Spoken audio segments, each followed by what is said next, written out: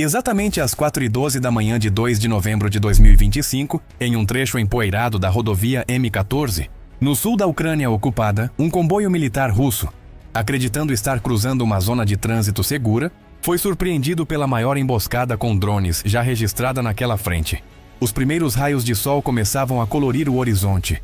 Os motores a diesel dos caminhões roncavam em formação, e as unidades de escolta se moviam com a rotina de quem já havia feito aquela viagem dezenas de vezes.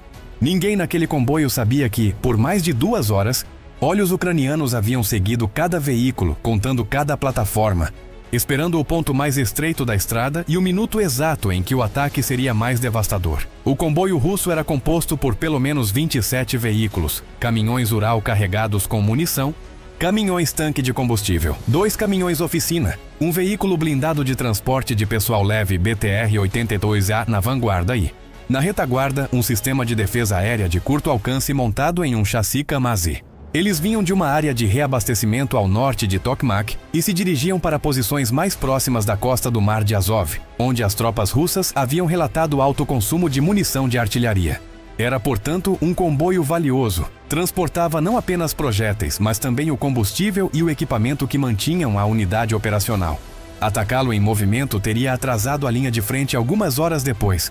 O que o comando russo não sabia era que a inteligência ucraniana havia interceptado o planejamento desse movimento horas antes. Drones de reconhecimento de asa fixa, voando alto e silenciosamente, haviam mapeado a rota. Um pequeno grupo de observadores em terra, escondido em prédios abandonados, confirmou a composição e a velocidade média do comboio. Com base nesses dados, uma matriz simples foi criada em um centro de operações ucraniano, ponto de convergência da estrada, altitude de voo dos drones kamikaze, ordem de entrada e prioridade dos alvos. O plano era devastador: não deixar espaço para manobras, sobrecarregar as defesas e reduzir a sucata, uma linha de veículos que levaria horas para se reorganizar. O ataque começou com o que os russos pensavam ser apenas mais um drone de reconhecimento, um pequeno dispositivo, talvez um Fury ucraniano ou um modelo modificado, que sobrevoou a coluna e foi embora. Era o sinal. Em segundos, vindos de diferentes direções, pontos escuros começaram a aparecer no céu que não pertenciam nem a pássaros nem a helicópteros. Eram drones FPV armados com ogivas de alta potência, alguns com granadas modificadas, outros com ogivas capazes de penetrar blindagem leve. Todos conectados a operadores com visores que podiam ver a estrada em tempo real. Não eram 10 ou 20, eram dezenas. O relatório subsequente mencionou mais de 200 drones lançados em ondas para garantir que, mesmo que alguns fossem abatidos, a maior parte do ataque ainda chegasse. O primeiro alvo foi o veículo da frente. O BTR-82A foi atingido em cheio no topo, uma área onde a blindagem é mais fina. O drone entrou quase perpendicularmente, explodiu dentro do compartimento e parou a coluna repentinamente. Esse era o ponto crucial. Se o primeiro parasse, os que vinham atrás não poderiam avançar. A estrada naquele trecho era ladeada por valas e restos de infraestrutura agrícola. Não havia como se espalhar. O comboio russo ficou reduzido a uma linha de aço imóvel. Foi então que a segunda onda chegou. Os drones da segunda onda não avançaram. Dirigiram-se para o centro, onde estavam os caminhões de munição e os tanques.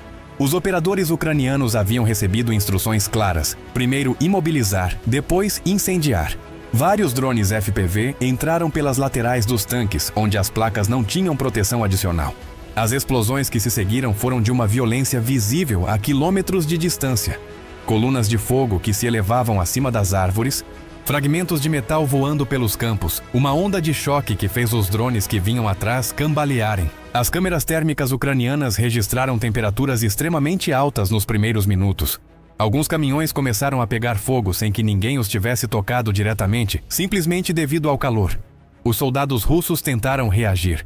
Rajadas de metralhadoras pesadas disparavam para o céu, traçadores cortando o ar em busca dos olhos dos drones, ordens gritadas para desengatar reboques e mover veículos para fora da linha de fogo. Mas cada vez que um artilheiro levantava a cabeça para atirar, um novo drone mirava em seu teto, sua cabine, seu ponto fraco.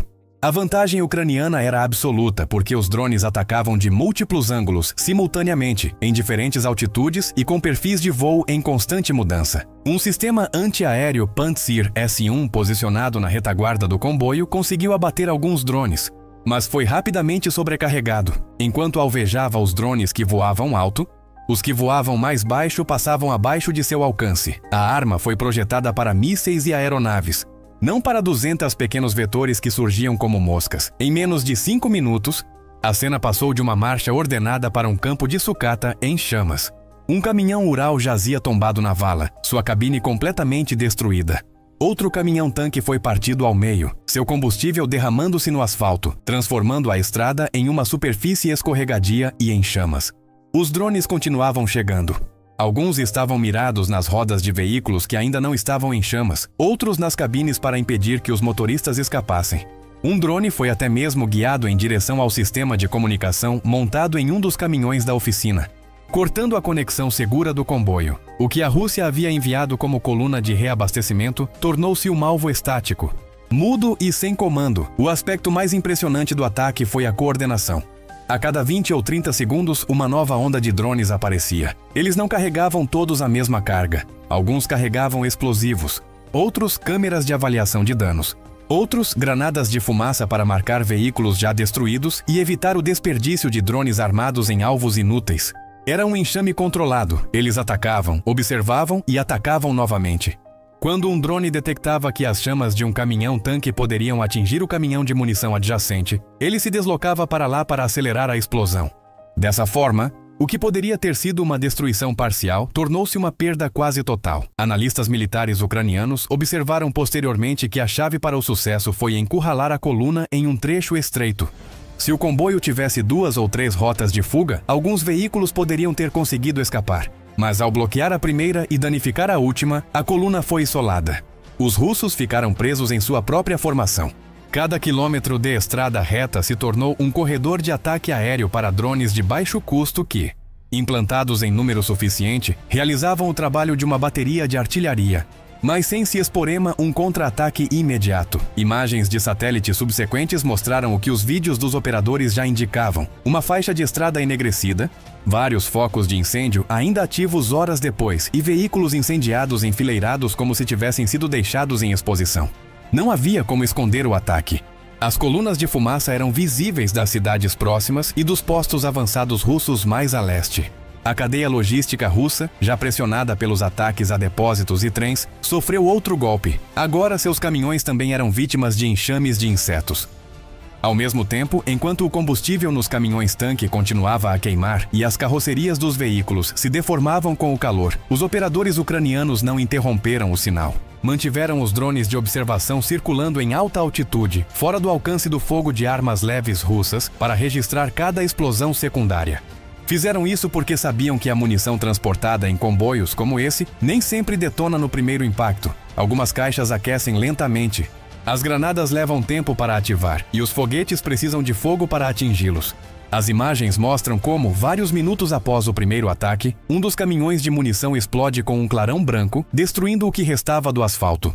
Isso significa que o ataque não só destruiu a estrada, como também atrasou sua desobstrução. No posto de comando russo mais próximo, o relatório recebido era caótico: comboio sob ataque de drones, vários caminhões-tanque em chamas, estrada bloqueada. Não informava quantos drones havia, de onde vinham ou se havia tropas ucranianas em terra. Essa falta de detalhes obrigou os comandantes a enviar reforços com forte escolta, atrasando ainda mais a abertura da estrada. Quando essas unidades chegaram, encontraram não um comboio recuperável, mas um cemitério de metal envolto em fumaça, com drones ainda orbitando. Tiveram que prosseguir com cautela, atirando para cima sempre que viam um clarão. E tudo isso sob a ameaça de uma terceira onda. A destruição dos caminhões-tanque foi especialmente grave para a Rússia, pois esses veículos transportavam mais do que apenas combustível para tanques. Em muitos casos, nesses setores do sul, os caminhões-tanque abasteciam geradores para estações de radar e postos de comando avançados. Sem combustível, esses geradores precisam ser desligados ou entrar em modo de economia de energia. E quando um radar opera em modo de economia de energia, ele detecta menos e mais tarde. Em outras palavras, o ataque de drones ao comboio não apenas interrompeu uma entrega, criou um ponto cego na área. O incidente também expôs um problema que os russos vinham enfrentando há meses. Suas defesas aéreas móveis não foram projetadas para repelir enxames de 200 drones FPV, chegando em camadas, com perfis de voo variados, em uma área sem teto rígido ou interferência natural. O Pantsir na retaguarda da coluna fez o que pôde, mas sua munição também é limitada. Cada míssil disparado contra um drone barato representava uma perda de tempo. E quando tentou usar seus canhões, já tinha vários alvos muito próximos. Ambos os lados estudarão essa cena, os russos para tentar coordenar suas defesas com mais eficácia e os ucranianos para repetir a mesma sequência em outro trecho de estrada. Para os ucranianos, a lição mais valiosa foi confirmar que suas informações anteriores estavam corretas. Eles sabiam o horário de partida, a rota, que a escolta não seria suficiente e que o gargalo estava livre de civis naquele momento. Isso lhes permitiu atacar sem restrições. Em outras ocasiões, drones ucranianos tiveram que abortar operações porque um veículo não militar apareceu ou porque havia risco de fogo fora do alvo militar. Não desta vez. Aqui, a área estava livre. É por isso que eles conseguiram implantar 200 drones sem medo de que um deles atingisse acidentalmente o alvo errado. Esse nível de preparo indica uma rede de vigilância mais profunda no sul da Rússia e da Ucrânia do que Moscou admite. O que aconteceu em seguida deixou todos em choque. Inscreva-se para saber mais sobre esse confronto.